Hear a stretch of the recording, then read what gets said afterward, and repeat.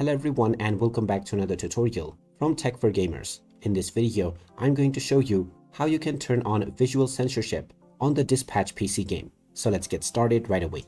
First of all, open up the Dispatch game on your device. And after you are taken into the homepage, if you wish to turn on visual censorship within your gameplay, then in order to do this, go ahead and click on Settings. Then within the Settings page, make sure that you are within the General tab. And now just scroll down until you reach the very end. Now within the end section, you will see the filters option. Here you can turn on filter in order to censor both profanity as well as visual elements. To turn on visual censorship, you will need to simply use the left or right arrow buttons alongside the current option.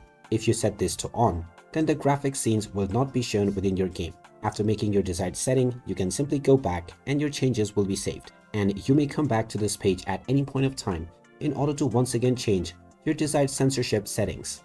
So there you have it. That is how easy it is to turn on visual censorship on the Dispatch PC game. If you find this video helpful, don't forget to hit that like button and subscribe to our channel for more useful tips and tutorials. Thanks for watching, and I will see you again in the next one.